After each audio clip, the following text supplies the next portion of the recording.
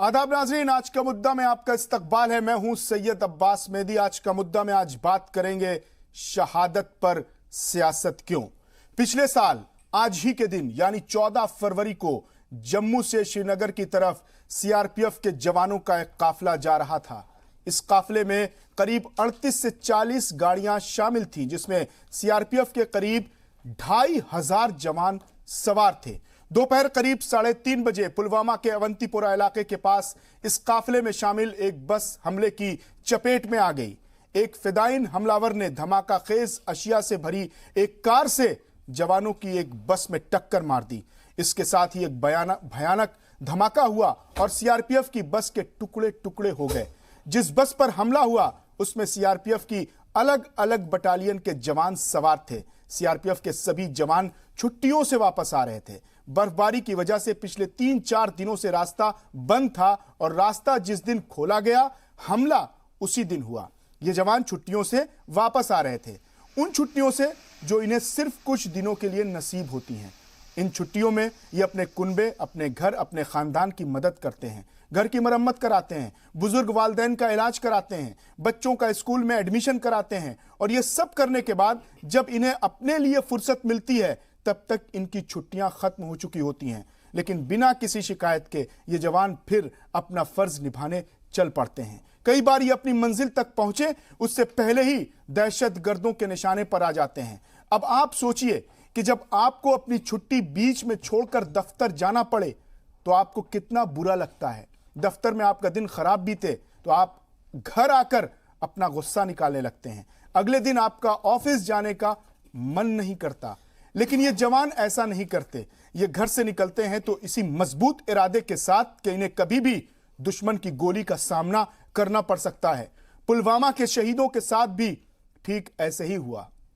पुलवामा को पूरे कश्मीर के सबसे हसास इलाकों में से एक माना जाता है और हमला वहीं हुआ। हिफाजत के क्या इंतजामात थे, कैसे हो गया इतना बड़ा हादसा, कौन है इस हादसे का जिम्मेदार? हमारे मुल्क के जवानों का खून इतना सस्ता है?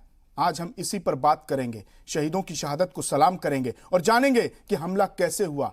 और राहुल गांधी के सवालों पर भी बात करेंगे कि इस हमले से सबसे ज्यादा किसे फायदा मिला, हमले के बाद हुई जांच का नतीजा क्या निकला और बीजेपी सरकार ने इस हमले को लेकर हुई चूक के लिए किसे जिम्मेदार ठहराया। लेकिन हम गुजारिश भी करेंगे कि आप सरकार की मुखालफत करिए, बीजेपी कांग्रेस करिए, राष्ट्रवाद बनाम सेकुलरिज्म करिए, खूब सियासत करिए, सियासत खेलिए भी, लेकिन शहीदों की शहादत पर सियासत मत करिए, तौहीन मत करिए, अपमान मत करिए। बहस का आगाज करें उससे पहले देखते हैं यह खास रिपोर्ट।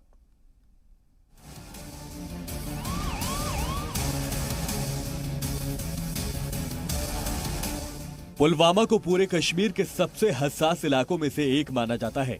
यहाँ कई दहशतगर्द तंजीम हमेशा एक्टिव रहती हैं और इनके निशाने पर भारत की फौज होती है। पुलवामा में जिस जगह पर यह हमला हुआ था उसे दहशतगर्दों ने बहुत ध्यान से चुना था। उस दिन सड़क पर आम ट्रैफिक को रोका नहीं गया था ताकि आम लोगों को परेशानी ना हो और दहशतगर्दों ने इसी का फायदा उठाकर हमले को अंजाम दिया। आपको बताते हैं कि 14 फरवरी 2019 को पुलवामा में हुआ क्या था। 14 फरवरी 2019 को जम्मू से श्रीनगर की तरफ सीआरपीएफ के जवानों का एक काफिला आ रहा था। इस काफिले में 38 से 40 गाड़ियां शामिल थी, जिसमें सीआरपीएफ के करीब 2500 जवान सवार थे। दोपहर करीब 3:30 बजे पुलवामा के अवंतीपुरा इलाके के पास इस काफिले में शामिल एक बस हमले की जद में आ गई। एक सुसाइड बॉम्बर ने धमाका खेज अशिया से भरी एक कार से जवानों की एक बस में टक्कर मार दी। इसके साथ ही एक भयानक धमाका हुआ और सीआरपीएफ की बस के टुकड़े टुकड़े हो गए। जिस बस पर हमला हुआ उसमें सीआरपीएफ के अलग अलग बटालियन के जवान सवार थे। जांच में यह पता चला कि हमले में करीब 200 किलो धमाका खेज अशिया का इस्तेमाल किया गया था। यह धमाका इतना बड़ा था कि सीआरपीएफ की बस का एक हिस्सा पास के गांव हाजीबल में जाकर गिरा। सीआरपीएफ के सभी जवान छुट्टियों से वापस आ रहे थे। बर्फबारी की वजह से पिछले 3-4 दिनों से रास्ता बंद था और रास्ता जिस दिन खोला गया हमला भी उसी दिन हुआ। जवानों को बुलेट प्रूफ व्हीकल और उनके बीच नॉर्मल बसों में लाया जा रहा था। हमलावरों ने उस बस को निशाना बनाया जो बुलेट प्रूफ नहीं थी। इस हमलावर का नाम था आदिल अहमद डार। आदिल जैश ए मोहम्मद का दहशतगर्द था। हमले के वक्त 110वीं बटालियन के कई जवान उसी सड़क पर मौजूद थे जहां से सीआरपीएफ का ये काफिला गुजर रहा था। हमने ग्राउंड जीरो पर जाकर सीआरपीएफ के इस बटालियन के जवानों की मदद से पूरे हमले को समझने की कोशिश की। 14 फरवरी 2019 को हुए इस दहशतगर्दाना हमले के बाद ग्राउंड जीरो पर पहुंचने वाला जी मीडिया अकेला न्यूज चैनल है। पुलवामा से अमन चोपड़ा और मनीष शुक्ला के साथ ब्यूरो रिपोर्ट, जी मीडिया। और शहादत पर हो रही सियासत के मद्देनजर आज के मुद्दा में हमने 5 सवाल पूछे हैं। हमारा पहला सवाल है कि पुलवामा हमले के 1 साल बाद कितने बदले हालात। हमारा दूसरा सवाल है कि कब तक तय होगी पुलवामा हमले की जिम्मेदारी। हमारा तीसरा सवाल है कि अपोजिशन को मुल्क की जांच एजेंसियों पर एतबार, भरोसा, इत्मीनान, यकीन क्यों नहीं है। हमारा चौथा सवाल है कि शहीद जवानों के कुनबों की मदद के लिए सरकार ने अब तक क्या किया। हमारा पांचवा और आखिरी सवाल कि शहीदों की शहादत पर सियासत कब तक होती रहेगी। इन्हीं 5 सवालों के इर्द गिर्द आज हमारी बातचीत होगी। इस पर बातचीत करने के लिए हमारे साथ स्टूडियो में मौजूद हैं दानिश इकबाल साहब, लीडर हैं बीजेपी के, शिबली मंजूर साहब सियासी तज्जियाकार हैं और रमेश ठाकुर साहब सामना दिल्ली के एडिटर हैं, एनबीटी के रेगुलर कॉलमिस्ट हैं। आप तमाम मेहमानों का इस्तकबाल है। आज के मुद्दा में हमने ये बात तय की है कि शहादत पर सियासत कब तक होती रहेगी। रमेश ठाकुर साहब, राहुल गांधी ने जो सवाल उठाए हैं वो कितने जायज हैं?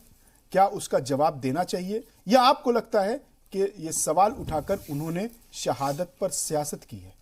देखिए, सवाल उठाना गुनाह नहीं होता है, लेकिन सवालों के पीछे, सवालों के किस मुद्दे पे आप सवाल उठा रहे हो, उनकी टाइमिंग क्या है, किसके लिए उठा रहे हैं और क्यों उठा रहे हो, ये देखने वाली बात है।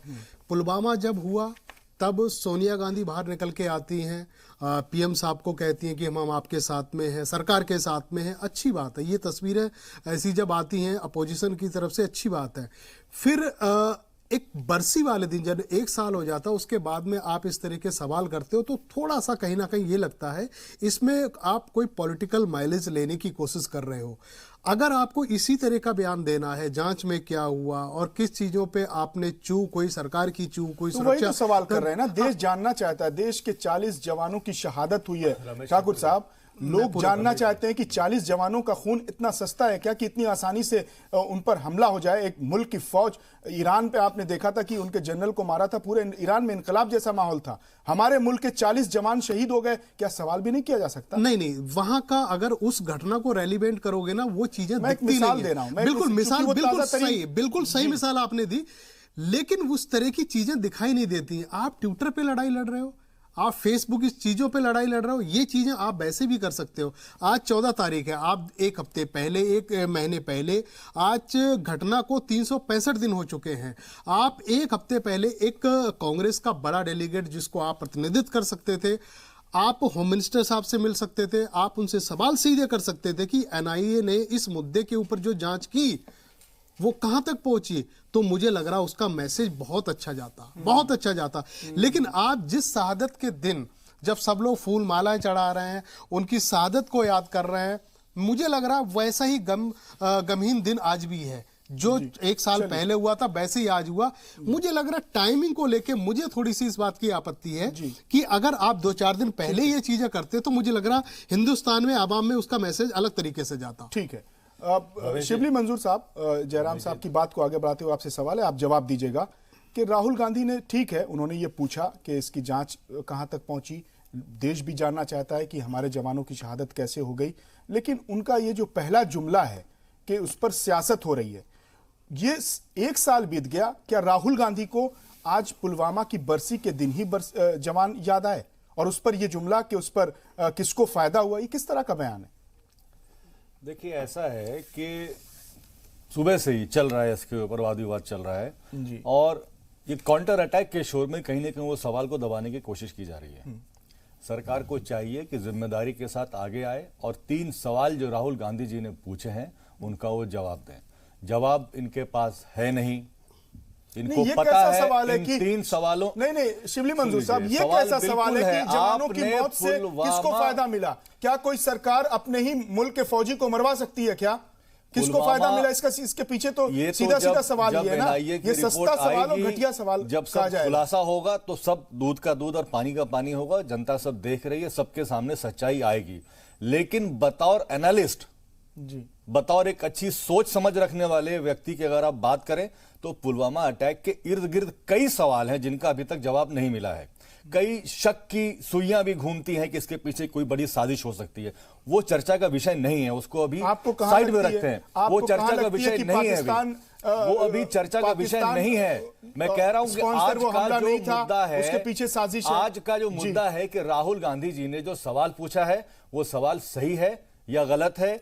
अभी हमारे काबिल मित्र रमेश ठाकुर जी बैठे, इन्होंने कहा कि सवाल सही है, उसका टाइम गलत है, इससे राजनीतिक लाभ लेने की कोशिश की गई। यहाँ पे टाइम भी गलत है और पहला सवाल भी गलत है। रूप पे नहीं, टाइम भी गलत है, पहला सवाल भी गलत है। शहादत पर सियासत है। आप सरकार पर सवाल कर सकते हैं, आप बीजेपी पर सवाल कर सकते हैं, आप मोदी और अमित शाह के खिलाफ सियासत की सवाल शुरुआत कर सकते हैं। की थी पुलवामा हमले के बाद। चलिए, बीजेपी के लीडर यहाँ पर अभी मैं अपनी बात मुकम्मल कर लूं। अब्बास भाई, सवाल आपने पूछे, जब तक मैं जवाब नहीं देता हूं मुझे ऐसा लगता है कि संवाद हमारा अधूरा रहेगा। संवाद को संपूर्ण होने दीजिए जी। अभी हमारे मित्र रमेश जी ने कहा कि जो ये बयान दिया है राहुल गांधी जी ने, जो सवाल पूछा है ट्विटर के ऊपर, वो उन्होंने गलत समय पे पूछा, इसका राजनीतिक लाभ उठाने के लिए पूछा। तो मैं आपको बता दूं कि राजनीतिक लाभ तब उठाया जाता है जब किसी स्टेट में या सेंटर में कभी चुनाव हो रहे होते हैं, जो भाजपा का चरित्र है, जो ये करते हैं। पुलवामा अटैक की भी टाइमिंग आप देखें तो चुनाव से ठीक पहले हुआ था। तो ये चुनावी लाभ, तो बिहार का चुनाव आने वाला है, बंगाल का चुनाव, चुनावों का तो पर्व चलता ही रहता है। चुनाव कब आने वाला? अभी कल है, परसों है, बहुत समय है। नहीं, कल परसों की बात उसमें बहुत समय है। उस टाइम तक मुद्दे कुछ और होंगे। बात दरअसल ये है कि आज 1 बरस हो गए हैं उस पुलवामा की आतंकी जो घटना हुई थी, जिसमें हमारे 40 जवान शहीद हुए थे। एज ए भारतीय, एज एन इंडियन, मैं खड़ा हूं इसके साथ। मेरी आंखों में भी उस दिन आंसू था, मेरी आंखें भी नम थी, मेरी आंखें नम थी हर उस परिवार के लिए जिनका बेटा, जिनका बाप, जिनका भाई उस आतंकवादी हमले में मारा गया था। लेकिन बताओ, एक समझदार भारतीय अगर मैं बात करूं तो मेरे जहन के कोने में कुछ सवाल ऐसे हैं जो मैं चाहता हूं कि बार बार सरकार से पूछे जाएं। और उसी सवालों की तर्जुमानी करते हुए राहुल गांधी जी ने आज ट्वीट किया। आपको क्या लगता है कि विपक्ष किसको रिप्रेजेंट करता है? क्या वो आम जनता की आवाज नहीं है? क्या वो आम जनता की आवाज नहीं? आम जनता जानना चाहती है कि 1 साल हो चुका है लेकिन अभी तक शहीदों के परिवार को उनका पेंशन क्यों नहीं पहुंचा है? या सियासी सवाल है? इसका जवाब दानिश इकबाल साहब से लेते हैं। दानिश इकबाल साहब, जो राहुल गांधी ने आज सवाल किया है, आपको क्या लगता है उस सवाल का वक्त, सवाल का दिन, उसमें कुछ वो गलत हो गया है या सवाल ही आपको सियासी लगता है? देखिए, मैं जब मर जाऊं तो मेरी अलग पहचान लिख देना, लहू से मेरे पेशानी पे हिंदुस्तान लिख देना। सबसे पहले मैं पुलवामा में शहीद हुए अपने भाइयों को खराज अकीदत पेश करता हूं। और जहां तक राहुल गांधी के बयान का ताल्लुक है, देखिए, राहुल गांधी के बयान को और कांग्रेस पार्टी के जो विचार हैं उन दोनों को समझना पड़ेगा अब्बास भाई। देखिए, जब पुलवामा अटैक हुआ था, हमारे जवान शहीद हुए थे, तो कांग्रेस पार्टी के बड़े नेता दिग्विजय सिंह ने कहा था कि ये शक है, और अंतर्राष्ट्रीय जो मीडिया है वो शक की गुंजाइश देख रही है, और मुझे भी शक लगता है, तो भारत सरकार को क्लियर करना चाहिए। एक बात, इनके नेता हैं हरि के प्रसाद, उन्होंने कहा था कि पाकिस्तान और मोदी जी का मैच फिक्सिंग है इस जो पुलवामा घटना घटित हुई थी। सोनिया गांधी जी, जब बटला हाउस इनकाउंटर होता है तो वो आंसू बहाती हैं, रोती हैं। सलमान खुर्शीद ने ऑन कैमरा कहा था। इसी प्रकार से बहुत सारे बयानात हैं, मैं जो है वक्त बर्बाद जाया ना करूंगा। एक चीज, दूसरी चीज ये होता है कि जब देश के अंदर कहीं कुछ चूक हुई होगी तभी तो घटना घटित हुई होगी, है ना कहीं कुछ फेलियर हुआ होगा, हम इस चीज को मानते हैं। उसकी जांच हो रही है बात भाई, एनआईए जांच कर रही है और 1 साल का वक्फा हो चुका है। सरकार पे भरोसा करना चाहिए, एनआईए पे भरोसा करना चाहिए, ये एक अलग पहलू है जांच का। उसके विपरीत जो सरकार को काम करना चाहिए था, सरकार ने वो काम किया। सरकार ने पाकिस्तान की धरती पर घुस करके, उसके जमीन पे घुस करके, वहां पे सर्जिकल स्ट्राइक करके, जो वहां पे आतंकवाद की ट्रेनिंग चल रही थी, जो लोग जिम्मेदार थे पुलवामा के अटैक के, उन लोगों को नस्तानाबूद करने का काम किया। उसके बाद सीआरपीएफ और जो जवान थे उनके लिए क्या जो है अच्छी चीजें की जा सकती थी, जैसे कि दोबारा ये घटना ना घटित हो। मैं पॉइंट वाइज बताना चाहूंगा। सीआरपीएफ ने 1 साल में क्या क्या बढ़ाया, क्या क्या किया। काफिले के मूवमेंट के समय लिंक रोड बंद रहता है। अब सीआरपीएफ ने एंटी सेबोटेज टीम की तादाद को बढ़ाई है। रोड ओपनिंग पार्टी में आधुनिक उपकरणों का इस्तेमाल हो रहा है। कोई फायदा नहीं मिला, बताता हूं, कोई फायदा नहीं बात सुन लीजिए। मिला। अभी एक हफ्ते पहले नहीं गलत, 2 दिन आप बिल्कुल गलत, इसका फायदा ही नहीं हुआ। 2 दिन पहले इसी तरीके का एक हमला होने वाला था। एक ट्रक भर के ट्रक में आरडीएक्स वगैरह सब मिले थे। बातें कंप्लीट कर लेने दीजिए, उनको बातें, उनको पॉइंट्स उनके साथ मतलब नहीं है ना बात। नहीं, आप फिर बाद में जवाब दे दीजिएगा ना, आपकी जो दलील है उसको बाद में रख दीजिएगा, उनकी बात पूरी होने दीजिए। जिम्मेदार चैनल होने के नाते इसके माध्यम से मेरी जिम्मेदारी बनती है कि जिम्मेदार जो देश के नागरिक हैं राहुल गांधी को छोड़ करके उनको ये बात मालूम होनी चाहिए। इसलिए मैं कह रहा हूं अब जो है जो हमारे जवान हैं उनको जब जाना होता है तो उनके लिए फ्लाइट की व्यवस्था की जाती है। साजो सामान आज भी जो है बाय रोड जा रहा है। तो बहुत सी चेंजेस की, घटना घटने के बाद बदलाव किए। अगर सरकार ये सब नहीं करती, पाकिस्तान के सरजमी पे जाके वहां के आतंकवाद को नस्तानाबूद नहीं करती, तब आप सरकार पे सवाल खड़ा करते हैं। एक चीज। दूसरी चीज, जांच का जो विषय है वो कॉन्फिडेंशियल होता है। इसमें देश की सेना है, देश की संप्रभुता है, देश की आंतरिक संप्रभुता है, संविधान है, सरकार है। तो जो जांच होगी वो सरकार तक पहुंचेगी तय समय पे। उसके बाद सरकार जो है जवाबदेही तय करेगी। इसमें एक साल हो गया दानिश इकबाल साहब, जांच कितनी लंबी है कि अभी अपने इख्तिताम तक, अपनी मंजिल तक नहीं पहुंचा। लेकिन क्या सरकार पे भरोसा नहीं करना पड़ेगा? संवैधानिक संस्था पे भरोसा नहीं रखना पड़ेगा?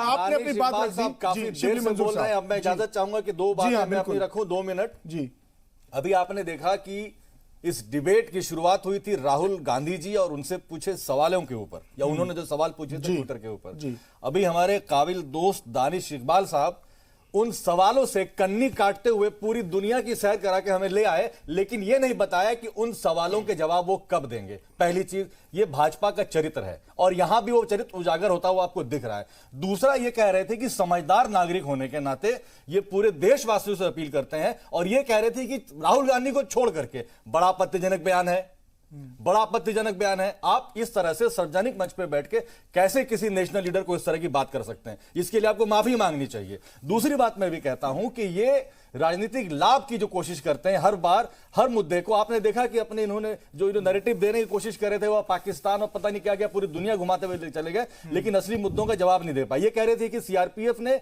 अपने जो मूवमेंट के जो सिक्योरिटी के उनके जो मेजर्स होते हैं उनको बहुत इनहांस किया है। अगर इनहांस किया तो 2 दिन पहले पुलवामा जैसी दूसरी घटना होने वाली थी, होने की कगार पे थी, वो कैसे हुई? उसका जवाब है इनके पास। अब मैं पूछता हूं, ये कह रहे हैं सीआरपीएफ ने क्या किया या सरकार ने क्या किया, मैं इससे पूछता हूं कि सरकार ने क्या क्या नहीं किया, उसके ऊपर किसकी जवाबदेही बनती है? जब इंटेलिजेंस की रिपोर्ट थी कि इस तरह का आतंकवादी हमला हो सकता है, तो उस वक्त सरकार ने उसका संज्ञान क्यों नहीं लिया? जब सीआरपीएफ ने इनसे डिमांड किया था, कई दिनों तक वेट करते रहे कि आप हमको एयर रूट से भेजिए, एयर रूट से शिफ्ट कीजिए, वहां ये क्यों सोए रहे? और ये 60 किलो 80 किलो आरडीएक्स लेकर के कॉर्डन ऑफ एरिया में कैसे कोई गाड़ी आ जाती है? उसके ऊपर सवाल पूछा जाता है तो ये चुप रहते हैं, सवालों से कन्नी काटते हैं। ये इनका चरित्र है जो खुल के सामने आ रहा है। अब इनसे आप पूछेंगे कि जहां पे सीआरपीएफ में या आर्मी में ये रूल है कि कोई अगर शहीद होता है तो उनके परिजनों को 1 महीने के अंदर जो पेंशन का अमाउंट होता है, जो सहायता राशि होती है, वो डिसबर्स किया जाता है 30 दिन, 1 महीना, और आज 365 दिन हो गए, आज तक उनको 1 रुपया नहीं मिला है। लोग हताश हो गए हैं। भागलपुर का केस बता रहा हूं आपको, मैं भागलपुर से आता हूं। भागलपुर का केस है, वहां भागलपुर डिस्ट्रिक्ट का भी एक जवान शहीद हुआ था। उसके फादर 1 साल से दौड़ रहे हैं। आज हताश होकर के उन्होंने बयान दिया है कि मुझे सरकार से कोई उम्मीद नहीं है, सरकार को शहीदों की कोई चिंता नहीं है, सरकार को सिर्फ आता है तो शहीदों के नाम पे सियासत करना आता है। ये चरित्र इनका बेनकाब हो रहा है, पूरा हिंदुस्तान देख रहा है इस चीज को। दानिश इकबाल साहब, शिबली मंजूर साहब ने ये जो सवाल उठाए, सवाल वही है कि पुलवामा सबसे हसास इलाका है कश्मीर का, वहां पर सिक्योरिटी के इंतजामात क्यों नहीं किए गए? इतनी बड़ी मिकदार में आरडीएक्स से लदी एक कार कैसे उस काफिले में दाखिल हो गई, जबकि पहले से इंटेलिजेंस रिपोर्ट थी? तो क्या यह सरकार की नाकामी थी, इंटेलिजेंस एजेंसियों की नाकामी थी, सिक्योरिटी की नाकामी थी? देखिए अब्बास भाई, इसका जवाब मैं दूंगा, लेकिन एक बात मैं पहले कहूं कि जो शिबली भाई कह रहे हैं बार बार समझदार आदमी, देखिए ना राहुल गांधी समझदार है, ना इनके पार्टी के लोग समझदार है, ना कांग्रेस पार्टी में समझदारी दिखती। मैं क्यों कह रहा हूं, मैं आपको बताता हूं। इतनी समझदारी होती तो आपके अमित शाह जी अभी आज बयान नहीं दे रहे होते कि हमारे नेताओं ने गलत बयान दिया, उन्होंने वापस नहीं ले रहे होते बयान अपना। सबको पता कौन कितनी समझदार पार्टी, कितने बेतुके बयान देते हैं। ऐसे डिबेट नहीं होगा ना, सुन लीजिए अब्बास भाई। देखिए मैं ऐसा क्यों कह रहा हूं, कांग्रेस पार्टी के नेता जो है और जनता इनको समझदार क्यों नहीं समझती है, आप लोग भी जानते हैं, और जनता इन पे भरोसा क्यों नहीं करती है? इनके पार्टी के नेता पाकिस्तान में जाकर कहते हैं कि भारत के मोदी सरकार को हटाना है। इनके नेता पाकिस्तान में कहते हैं। किसने कहा? अरे बिल्कुल आपके नेता ने कहा। मणिशंकर अय्यर पाकिस्तान गए थे और पाकिस्तान में जाके कहा था कि पाकिस्तान को कोशिश करनी चाहिए कि नरेंद्र मोदी की सरकार को जो है भारत से हटाने की कोशिश करनी चाहिए। बिल्कुल, एक बात। दूसरी बात, जब भी कोई ऐसा विषय जो बिरयानी खाने जाते हैं, नहीं वो वहां से साड़ी लेके आते हैं, बिल्कुल नरेंद्र मोदी देश के प्रधानमंत्री हैं और कूटनीतिक डिप्लोमेसी पॉलिसी के तहत किसी देश में जाते हैं और वो देश सम्मान देता है। बिल्कुल, आपके नेता जाकर के भारत को कमजोर करने का काम नहीं करते हैं कोई भाजपा के नेता पाकिस्तान में। प्यार की पीके आप बढ़ाएं, प्यार की पीके आप बढ़ाएं और इल्जाम लगाए कांग्रेस के शिबली ऊपर। मंजूर साहब, कांग्रेस पार्टी ने पाकिस्तान के 2 टुकड़े कर दिए थे, पाकिस्तान और बांग्लादेश में। शिबली मंजूर साहब, कांग्रेस ने किया था। मंजूर साहब बोलिएगा ना, दानिश इकबाल साहब को बोलने दीजिए, फिर उसके बाद जवाब दीजिए। तो इसलिए जो ये राहुल गांधी आज जो सवाल पूछ रहे हैं, इसलिए इनके सवाल में जो है वो गंभीरता नहीं दिखती है। अगर ये सवाल इनको इतना ही दर्द था, गम था, तो 1 साल से ये जाते और जो शहीद हुए थे उनके परिवार के लोगों से मिलते, उनके बच्चे के लिए कुछ करते। लेकिन ये कहां जाएंगे? जहां दंगा होगा, जो सांप्रदायिकता होगा, जहां पे वैसे लोग होंगे, उनके परिवार से मिलने चले जाएंगे, वहां पे नहीं जाएंगे। और आज जब 1 साल हुआ है, सारे देश के लोग खैराज अकीदत पेश कर रहे हैं, सरकार की विपक्ष की जिम्मेदारी है। तो ये जो है ना जनता भरोसा करती है देश के, ना गंभीरता से लेती है। इसलिए राहुल गांधी का सवाल जो है वो पूछते हैं फायदा किसको हुआ। एक बात बताइए, देश के जवान का, देश के बेटा का, देश के शहीद का जो है जान जा रहा है, उनको शहीद किया जा रहा है और ये फायदा की बात कर रहे हैं। फायदा तो पाकिस्तान का हुआ है, फायदा तो उन लोगों का हुआ है जो वहां जाके कहते हैं कि मोदी को देश से, सरकार से हटा दीजिए, हिंदुस्तान से हटा दीजिए। जहां तक बात है जांच की, बिल्कुल एनआईए जो जांच कर रही है उसमें वक्त लगता है, वक्त लग रहा है। संवैधानिक संस्था है, उस पर हमें और आपको सवाल खड़ा करने का कोई अधिकार नहीं बनता है। दानिश इकबाल साहब जी, देखिए ठाकुर साहब, ये जांच की जब बात कर रहे हैं मित्र हमारे दानिश, एक बात बताइएगा, जांच के साथ साथ रमेश ठाकुर साहब, मैं चाहूंगा कि आप उन सारे सवालों का जवाब दीजिए जो अभी जो पॉइंट्स उन्होंने गिनाए कि अब तक 1 साल में क्या क्या बदलाव हुए हैं, हिफाजत के क्या इंतजाम किए गए हैं, कन्वॉय किस तरह से हो रहा है, इन सब सवालों के जवाब आप दीजिए। मैं बिंदुवार तरीके से, कॉलमिस्ट हैं, सियासत को समझते हैं, मैं बिंदुवार तरीके से आ रहा हूं सारे सवालों पे। अब जैसे जांच का विषय आता, सबसे बड़ी बात यह है कि ये सवाल हम भी पूछ सकते हैं, कांग्रेस के लोग भी पूछ सकते हैं, कोई भी पूछ सकता है कि जांच क्या हुआ है। जांच के जो फैक्ट्स हैं, हमला किसने करवाया था सामने है, जैसे मोहम्मद ने करवाया, क्लियर, कोई दिक्कत नहीं। उसके बाद में आरडीएक्स जो पाया गया था 300 साढ़े 300 किलो, कहां का आया था, कहां का निर्मित था, पाकिस्तान का, क्लियर है सामने। उसके बाद इंटेलिजेंस ने जो रिपोर्ट दी थी घटना के 2 दिन पहले कि पर्टिकुलर वही जगह बताई थी जहां पे हमला होने वाला था। ये फेलियर है कि नहीं है सरकार का, ये मेरे मित्र बताएंगे पूरी तरीके से। अब एनआई ने जो अपनी जांच शुरू करी है उसमें इसको आधार बनाया है, जो इंटेलिजेंस की जो रिपोर्ट थी उसको आधार बनाया कि इसके बावजूद भी आप लोगों ने वहां पे सुरक्षा के इंतजाम क्यों नहीं करे, आपने अपने बचाव क्यों नहीं करा, बावजूद भी आप लोगों ने सीआरपीएफ का काफिला जाने दिया। ये सारी चीजें सामने आई हैं। इसके बाद मुझे नहीं लग रहा, जब सारे फैक्ट सामने हैं तो एनआईए की जांच में इतना टाइम बीतना चाहिए, सारे फैक्ट सामने आ जाना चाहिए कि इतनी देरी क्यों हो रही है। दूसरी बात यह है कि इसमें 40 सैनिक मारे गए थे। मुझे लग रहा जैसे हमारे मित्र ने अभी अंजुर साहब ने कहा कि एक भागलपुर का केस है, उनकी वाइफ जो है वो सब्जी बेच रही है, उनके फादर सामने आके कह रहे हैं कि मुझे सरकार से बिल्कुल भरोसा नहीं है, सरकार से कोई उम्मीद नहीं है। तो मुझे लग रहा है ये तस्वीर जो दिखाती है ना, वो कहते ना हाथ कंगन को आरसी किया, पढ़े लिखे को फारसी किया। इसके बाद कोई रिपोर्ट नहीं, कोई कुछ नहीं, सारा फेलियर सामने आ जाता है। शहादत के बाद उन परिवारों की जब आप सुरक्षा नहीं कर सकते हो, एक लिखित में जो सरकार की तरफ से जो दिया जाता वो अगर टाइम से नहीं दे सकते, तो मुझे लग रहा है ये कहीं ना कहीं फेलियर है। दूसरी बात, सबसे बड़ी बात यह आ जाती है, आप जब सवालों की जब झड़ी लगाते हो, सियासत में सेना को जोड़ देते हो, तब मुझे लग रहा है हम जैसे लोगों को ना एक सोचने पर मजबूर कर देता है। क्या ऐसी तस्वीरें किसी पॉलिटिकल पार्टी की तरफ से आनी चाहिए? नहीं आनी चाहिए। जब चुनाव होता है, लोकसभा का चुनाव हो या विधानसभा का चुनाव हो, आप उसमें पुलवामा को ऐड करते हो, पुलवामा की घटना को आप उसको ऐड करते हो, ये बड़ी दुर्भाग्य हमारे लिए। इसीलिए आज हमने ये प्रोग्राम रखा है। यहाँ वक्त हो गया एक ब्रेक का कि शहीदों की शहादत पर सियासत कब तक होती रहेगी। वक्फे के बाद जल्द हाजिर होंगे।